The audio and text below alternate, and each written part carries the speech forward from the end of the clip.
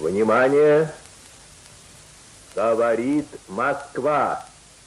Сегодня, 22 июня, 4 часа утра.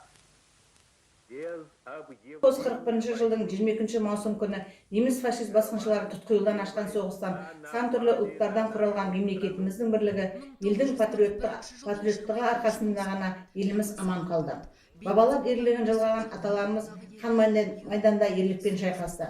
Бақайшағына дейін қаруланған жауды ақыры бесігінде тұншықтырды. Фашистердің астанасы Берлиндегі Рейхстагқа қазақ батыры Рахымжан Қошқарбаев пен Григорий Булатов тіккен жеңіс туы желбіреді.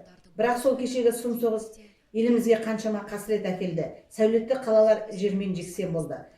Қанды қырғын талай боздақтардың өмірін жалмады. Ана баласынан, бала бауырынан айырылды. Ұлы Отан соғысына біздің Балқаш ауданынан 3185 адам аттанды. Соның ішінен 1287 ғана жауынгер елге оралды.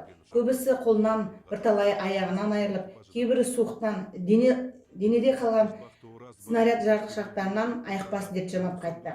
Соғыстан аман қайтқан ардагерлерден бүгінгі күні ұлы жеңістің 75 жылдық мерекесін көру бақыты тек Әбдіхан Рахимов ақсақалдың ғана пешенесіне бұйырып отыр. Жаңғырып орны жараның жазылып әлі кеткен жоқ, жоғалтқан ұлын ананың көжесі әлі кепкен жоқ. Өлді деген қаралы хабарға сене алмай, сұм соғыстан оралмаған баласын күтіп, қаншама әз-аналарымыз өмірден өтті. Жылдар жылжығаннан сұм соғыс салған жара жалғаса берді. Аналар ауыртпалығынан біртіндеп, күйеулері соғыстан оралмаған жарларының басына көшті. 1977 жылы Балқаш ауданынан соғыс хаттан оралмаған жауынгерлерге ескерткіш орнатылды. Ескерткіштің ашылу салтанатына денесі майдан даласында қалған жауынгерлердің аяулы жарлары да қатысты. Жүректері жаралы жандардың жан дүниесін терең сезінген ақын Тұманбай Молдағалиев тебіреніп өлең оқыды. О 40-шы жылдардың жігіттері, о 40-шы жылдардың қыршындары. Ақын өлеңі әр жүрекке жетті. Тағдырға нала отырып, сыңсыған жұрттың қатары аз болмады. Сөйтіп сұм соғыс салған жара бейбіт өмірде де өзіндік сызын жаңғыртып жатты. Дүбірге бөлеп талай батырлар мен бағландар тұрған Балқаш ауданынан Ұлы Отан соғысында ерлігі елге ұран, ұрпаққа жыран болған екі батыр шықты.